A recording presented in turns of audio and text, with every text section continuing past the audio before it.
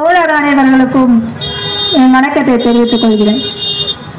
இங்கு கடை வச்சிருக்கவங்க எல்லாருக்கும் நாங்கள் என்ன சொல்ல வரோன்றது நாங்கள் நிறைய தடவை இங்கே கூட்டம் போடும்போது இவங்க என்னதான் சொல்றாங்க, சரியாதான் சொல்றாங்களா அப்படின்ற விஷயத்த நீங்க கவனிக்கிறீங்கன்றது எங்களுக்கு தெரியும். ஏன்னா நாங்க சில டைம் இங்க கூட்டம் நடந்துட்டு இருக்கும் போது நானும் ஒரு சில தோழரும் என்ன பண்ணுவோம்னா வசூலுக்காக கடைகளுக்கெல்லாம் போய் இந்த விஷயத்தெல்லாம் சொல்லி நம்ம இதுக்காக ஆர்ப்பாட்டம் வச்சிருக்கோம், இதுக்காக போராட்டம் நடந்துட்டு இருக்கு, இப்போ நடந்திருக்க விஷயம் இதுக்காக தான் நடந்துட்டு இருக்கு அப்படின்னு சொல்லும் போது சரிம்மா புரட்சிகள் இளைஞர் முன்னணியா நீங்க கரெக்டா தான் சொல்லுவீங்க அப்படின்னு நாங்க கேட்கறதுக்கு முன்னாடி அவங்க என்ன பண்ணுவாங்கன்னா இந்த கடையை வச்சிருக்கவங்க எல்லாரும் என்ன பண்ணுவாங்கன்னா நிதி கொடுப்பாங்க. அது எங்களுக்கு ரொம்ப சந்தோஷமா இருக்கும். ஏன்னா மற்ற கட்சியெல்லாம் என்ன பண்றாங்கன்னா அடிச்சு பிடிச்சி வாங்குறாங்கன்ற மாதிரிலாம் விஷயம் இருந்துட்டு இருக்கு.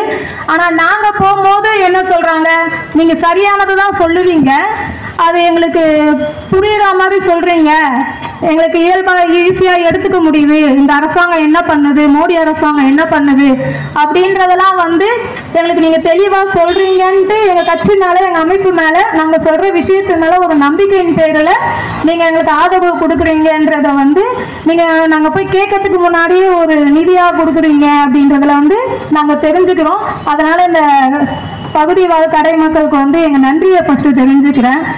இப்போ இன்னொரு விஷயம் என்னன்னா இங்க முழக்கம் வச்சிருக்காங்க, என்னன்னா இன அழிப்பு, இந்தி ஆதிக்கம், இது ஒழுகன்னு சொல்லிட்டு கூட்டம் வச்சிருக்கோம்.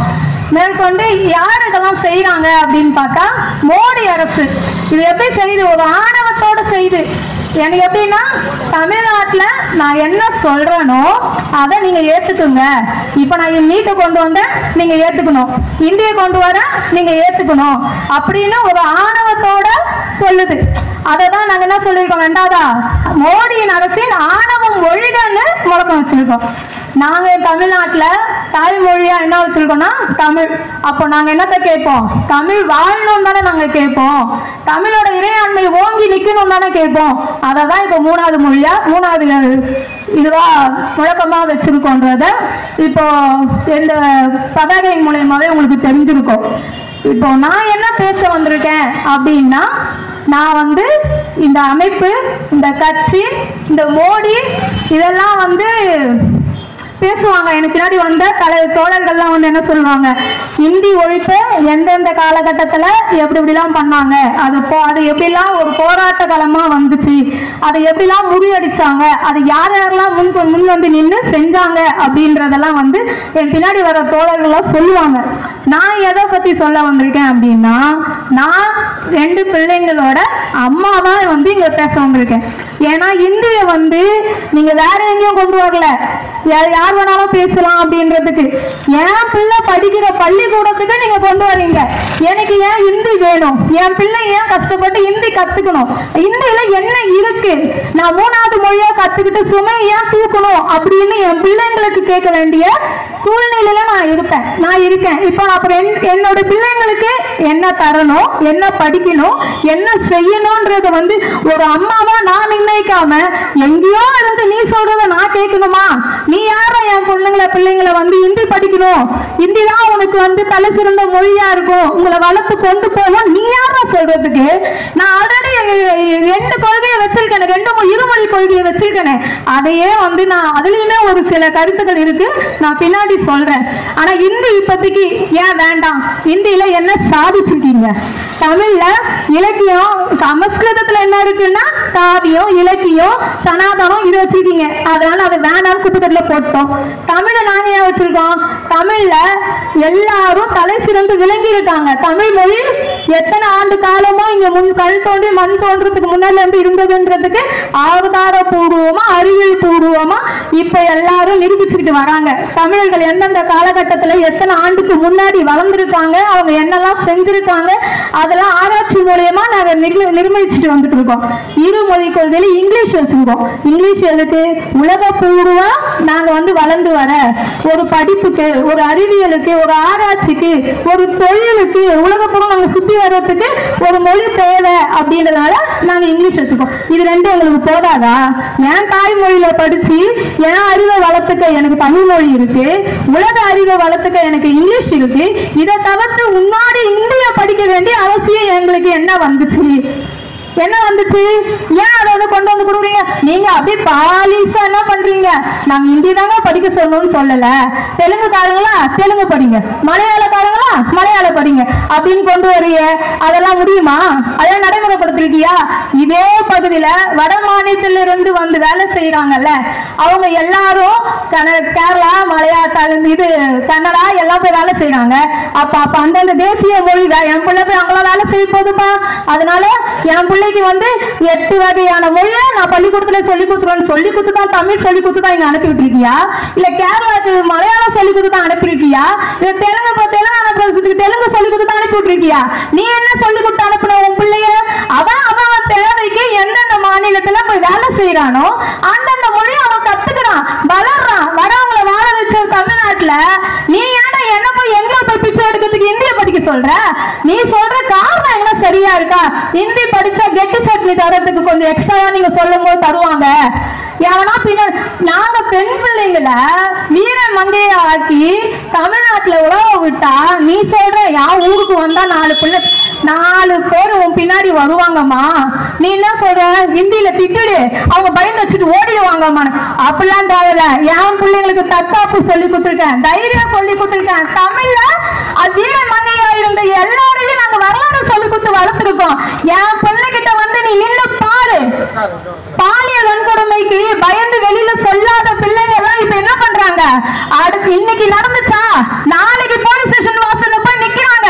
அந்த தைரியத்தை நாங்க பொம்பளை பிள்ளைய வளர்த்தா ஹிந்தி கத்துக்கிட்டு போயிட்டு நீ போமா முன்னாடி, உன் பின்னாடி 4 ஹிந்திக்காரங்க வருவானுங்க, அவனுக்கு உன்னை சீண்டுவானுங்க.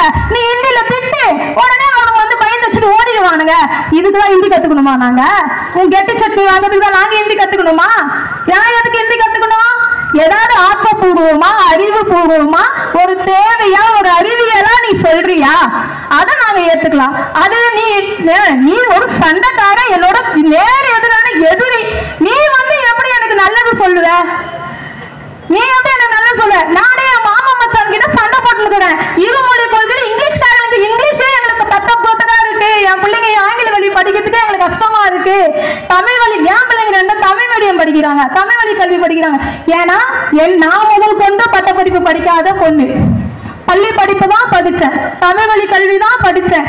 என் பிள்ளைய நாளைக்கு ஒரு பாடம் தமிழும் மீதி 4 பாடமும் ஆங்கிலமும் படிக்க வச்சா என்னால சொல்லிக் கொடுக்க முடியாது அப்படின்னு நான் யோசிக்கிறேன். நான் என்ன பண்றேன்? சரி, ஒரு மொழி தமிழ் இங்கிலீஷ் மொழி படிச்சுக்குமா, மற்றதெல்லாம் தமிழ் வழி தாய்மொழியில படிச்சுக்குமா. அப்பதான் உன் அறிவு கூர்மை வளரும், உனக்கு கேள்வி வரும், நீ அதை ஆராய்ச்சி பண்ணுவ, அதை செய்வ, போக போக நீ கத்துக்கலாமான்னு நான் ஏன் தமிழ் மொழியில வளர்க்கறதுக்காக நான் அதை பாடுபட்டு இருக்கிறேன். நீ வந்து இதையே வேணாங்க, இன்னொன்னு துண்டு கொடுக்குறேன்னா உனக்கு எவ்வளவு அதத்து இருக்கும். இவ்வளவோ பண்ணிட்டு நீ என்ன சொல்ற? நாங்களே எங்க கஷ்டப்பட்டு கிடக்கிறோம் தான் நாங்க சொல்லிட்டு இருக்கோம். நீ என்ன சொல்ற? உன் இந்திய கொடுத்தா படிச்சா மட்டும்தான் நீ எங்களுக்கு தேவையான கல்வித்தொகையை கொடுப்பியா? எப்படி கொடுப்ப? உனக்கு தைரியமான ஆளா இருந்தா நீ எங்கேயோ உட்காந்துட்டு சொல்லிட்டு இருக்கல, உனக்கு தொகை உன் கல்வி தொகை நான் கொடுக்க மாட்டேன்னு. நீ தமிழ்நாட்டுக்கு வா, சென்னைக்கு வா, பல்லாவரத்துக்கு வா, இங்க வந்து சொல்லி பாரு. இங்க இருக்க மக்கள் மாணவர்கள் என்ன பண்ணுவாங்கன்னு இங்க வந்து பாரு. இங்க பல்லாவரம் பகுதியை சுத்தி எத்தனை பள்ளிக்கூடங்கள் இருக்கு, அத்தனை பள்ளிக்கூட மாணவர்களே நான் இங்க திரட்டி நிக்க வைப்பேன். ஏன்னா நான் ஒண்ணு ஒரு சாதாரண ஆளும் கூட இல்ல, நான் இந்த அமைப்புல இருக்கேன். என் பையன் படிக்கிற பள்ளி ஸ்கூல்ல வந்து நான் வந்து ஒரு பெற்றோராசிரியர் கழக தலைவராகவும் இருக்கேன். இப்ப வந்து நான் தமிழ் வழி பள்ளிக்கு வாங்க, படிக்க வைக்கிறதுக்கு வாங்க, உங்க பிள்ளைங்களை அனுப்புங்க, தெருவா போய் நான் என் பிள்ளைங்களை கூப்பிட்டு இருக்கிறேன். நீ வந்து என் பிள்ளைங்களை படிக்கவே வேணாங்க, உங்க பிள்ளைங்க படிச்சா அறிவாளி ஆயிடுறாங்க, உங்க பிள்ளைங்க படிச்சா கேள்வி கேட்கிறாங்க, உங்க பிள்ளைங்க எது சொன்னாலும் வேணான்னு பால் அடிக்கிறவங்க திருப்பி அடிக்கிறாங்க அப்படின்றதுக்கு இவன் அறிவு இல்லாம மட்டமாக்க பாக்குறியா? நீ எந்த காரணத்துல ஹிந்தி கொண்டு வர? இது எல்லாம் சொல்லிட்டு வராங்க. ஹிந்தி வந்து ஒரு மொழி ஆகிறதுக்கு, அதுக்கு பின்னாடி வந்து சமஸ்கிருதம் வர்றதுக்கு.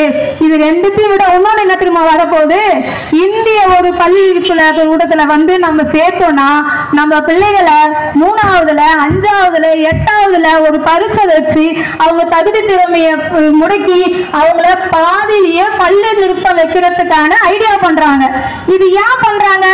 கொஞ்ச நாளைக்கு முன்னாடி விஸ்வகர்மா யோஜனான்னு ஒண்ணு வந்துச்சு, நம்ம அடிச்சு அனுப்பணும்ல. வேணாடா இது ஏன்டா என் குல தொழில செய்யணும் நீ சொல்ற? நான் மண்ணு மிதிச்சாலும் என் புள்ள போய் மருத்துவம் பார்க்கணும், நான் கல்லு உடைச்சாலும் என் புள்ள இன்ஜினியர் ஆகணும், நாங்க இங்க படிக்க வைக்கிறதுக்காக நாங்க இங்க பாடுபட்டு இருந்தா நீ எப்படியெல்லாம் கொண்டு வந்து விஸ்வகர்மா யோஜனாவை கொண்டு வந்து உள்ள நுழைக்கிற? இது இந்தி வந்தாலும் அதுவும் போகும் பின்னாடியே. இந்தி மட்டும் வருது, சமஸ்கிருதம் மட்டும் வருது இல்ல நம்ம நம்ப கூடாது. இது பேர் நம்ம பிள்ளைங்களை வந்து பாதியில ஸ்கூல்ல நிறுத்திடுவாங்க. பாதியில நிறுத்திட்டு நம்ம பிள்ளைங்க என்ன பண்ணுவோம், பாதி பிள்ளைங்க அவங்க அம்மா என்ன வேலை செய்யறாங்களோ அவங்க அப்பா என்ன வேலை செய்யறாங்களோன்னு கூலி தொழிலுக்கு போயிடுவாங்களா? அப்புறம் எப்படி நம்ம பிள்ளைங்க படிச்சு வரும்? நீ அதை கொண்டு விஸ்வகர்மா யோஜனான்னு ஒரு திட்டத்தை திருப்பி கொண்டு வந்து நிறுத்திட்டு என்ன பண்ணுவ, வாங்க வாங்க முடி திருத்துற வேலை செய்றீங்களா, நான் உங்களுக்கு 5 லட்சம் ரூபாய் லோன் தரேன், உன் பையனை வந்து ஒரு ஏசி போட்டு பாதுகாப்பா வைக்க சொல்லுங்க, வாங்க வாங்க உங்களுக்கு 5 லட்சம் ரூபாய் தரேன், செருப்பு தைக்கிற கடை வச்சிருக்கீங்களா, நான் உங்களுக்கு செருப்பு விற்கிற கடை வைக்கிறதுக்கு 5 லட்சம் ரூபாய் தரேன் அப்படின்னு சொல்லிட்டு திருப்பி உங்களை என்னடுவான், நாங்க கஷ்டப்பட்டாலும் என் பிள்ளைங்க படிச்சு பெரிய லெவல்ல ஆகணும்னு நாங்க இங்க போறான்னா நீ அதை திருப்பி அடிச்சு விட்டு நீ என்ன பண்ணுவ, 5 லட்சம் உங்க முதலாளி ஆக்குறேன் அப்படின்னு சொல்லுவ. அதுக்காக நாங்க எங்க பிள்ளைங்களை கஷ்டப்பட்டு வளர்க்கிறோம். 100 ஆண்டுக்கு முன்னாடியில இருந்து நாங்க எங்க பிள்ளைங்களை வந்து படிக்கணும், பெண் பிள்ளைங்கள் கட்டாயம் படிக்கணும்னு அம்பேத்கரும் பெரியாரும் கொண்டு வந்த விஷயத்த நீ ஒரே பால்ல அடிச்சு 6 அடிக்கணும்னு நினைக்கிறீங்க. நீ எப்படிப்பட்ட கேடு கட்டவனா இருப்பீங்க? ஒரு பிள்ளைங்களை பெற்ற அம்மாவா நான் கேட்கிறேன், தகாத வார்த்தையா நான் சொல்லிட்டேன், நான் பேசிட்டேன்னு யாராவது சொன்னாலும் எனக்கு அதை பத்தி கவலை இல்லை. எனக்கு எதிரே நீ இருக்கும் போது இதை விட பயங்கரமா நம்ம பேசுவோம். வீட்டு பக்கத்துல இடம் சண்டை வந்தா எப்படி பேசுவோம்? நிறைய பேர் பேசிருக்கோம், நாங்களும் பேசிருக்கோம். நீ யாரா கேக்குது, நீ என்னடா மாமனா மச்சானா அவனா இவனா எவ்வளவு பேசுறான். இப்ப நீ என் இனத்தையே அழிக்க பாத்துக்கிறிய, என் மொழியை அழிக்க பாத்துக்கிறிய, என்னோட சமுதாயத்தை அழிக்க பாத்துக்கிறிய, என் பிள்ளைங்களோட எதிர்காலத்தையே அழிக்க பாத்துக்கிறிய. உன்னை நான் என்னெல்லாம் பேசலாம், ஆனா நீ இருக்கிற இடத்துல இருந்துகிட்டு பேசுற. அப்படி பேசாம எங்க முன்னாடி வந்து நின்று பேசிப்பாரு, அப்ப தெரியும் உன் நிலைமை என்னன்னு.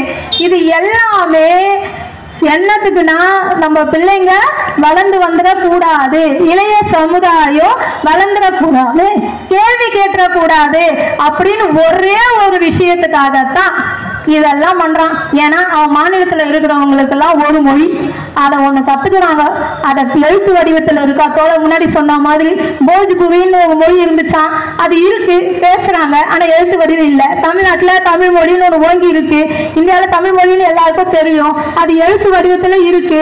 ஆனா சில வடமொழிகள்லாம் எழுத்து வடிவமே கிடையாது.